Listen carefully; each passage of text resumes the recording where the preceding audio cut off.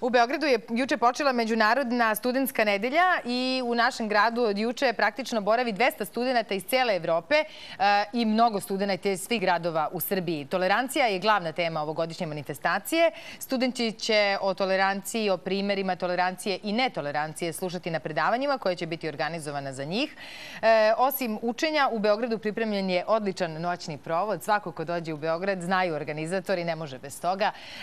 A domaćin im je juče u Skupštini grada bio sekretar za zaštitu životne sredine, gospodin Trivan.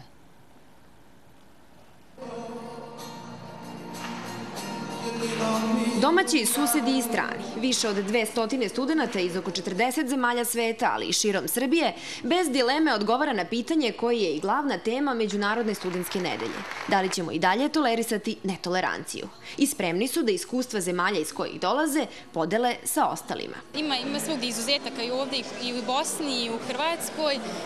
Ne znam, ja dolazim iz zajednice gdje živimo i muslimani, i Srbi, i Hrvati i mislim da smo mi više tolerantniji jedni prema drugima. Da li zato što smo odrasli ili zbog rata ili tako, a ovde ima još uvijek malo tradicije. Ja pored Mineta sam super, nema nikakve probleme.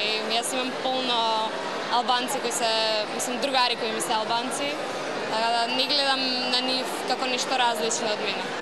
Kako se ispoljava netolerancija prema različitim od sebe, ko su njene žrtve i kako se protiv nje boriti, studenti će kroz 7-dnevnu razmenu ideja, iskustva, znanja i običaja raspravljati na predavanjima, panel diskusijama i kroz tematske radionice. Ali biće vremena, kažu organizatori, i za zabavu. Svakako najatraktivniji događaj će biti sam država na Kalemegdanu, na košarkaškim terenima Crvene zvezde.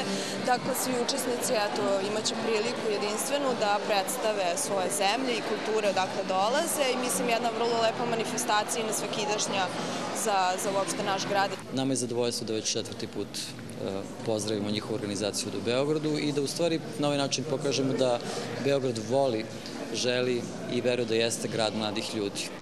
Prvog dana Kud Lola pokazao im je šta umemo. Ostaje da probaju našu rakiju i naravno splavove.